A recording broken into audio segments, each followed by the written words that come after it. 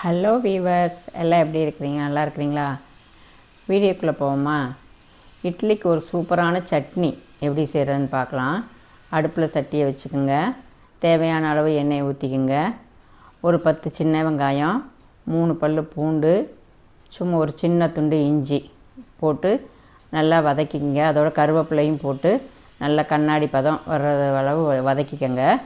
அதுக்கப்புறம் அதில் ஒரு கைப்பிடி அளவு நிலக்கடலை போட்டு அதையும் நல்லா வறுத்துக்கணும். நிலக்கடலை நல்லா வறுபடணும். அந்த எண்ணெயிலேயே நல்லா அதோடு வறுத்துட்டு நிலக்கடலையும் நல்லா வறுத்துருங்க. வறுத்துட்டு அதுக்கப்புறம் அதில் உங்களுக்கு தேவையான அளவு எவ்வளோ காரம் தேவையோ அவ்வளோ வத்தல் போட்டுக்குங்க. வரமிளகா நான் 3 தான் போட்டிருக்கேன். உங்களுக்கு காரம் எவ்வளோ வேணுமோ அவ்வளோ போட்டுக்குங்க வரமிளகா. அதுக்கப்புறம் கொஞ்சோண்டு உப்பு போட்டுக்குங்க. போட்டுட்டு நல்லா அதை வதக்கிட்டு ஒரே ஒரு தக்காளி போட்டுக்குங்க. தக்காளி அதிகமாக போடாதீங்க, கம்மியாக போடுங்க. ஒரே ஒரு தக்காளி போட்டு அந்த தக்காளியும் நல்லா அதில் வதங்கணும், நல்லா சுருளை வதங்கணும்.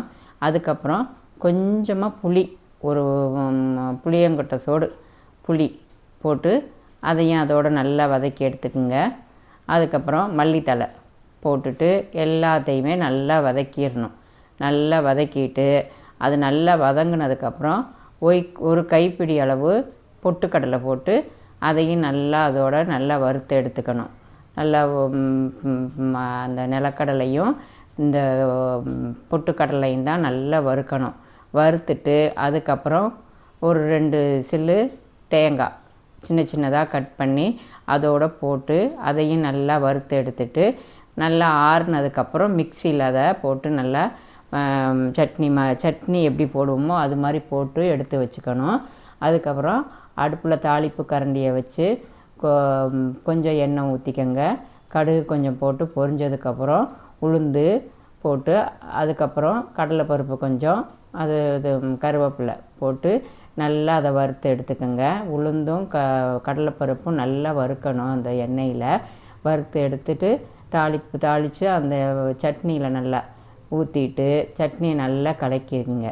கலக்கிக்கிட்டு இதை இட்லிக்கு ஊற்றி சாப்பிட்டோம் அப்படின்னா அவ்வளோ சூப்பராக இருக்கும், நல்ல மணமாக இருக்கும். இது செஞ்சு பாருங்கள், ரொம்ப நல்லாயிருக்கும். இந்த வீடியோ உங்களுக்கு பிடிச்சிருந்தால் லைக் பண்ணுங்கள், ஷேர் பண்ணுங்கள், சப்ஸ்கிரைப் பண்ணுங்கள். தேங்க்யூ.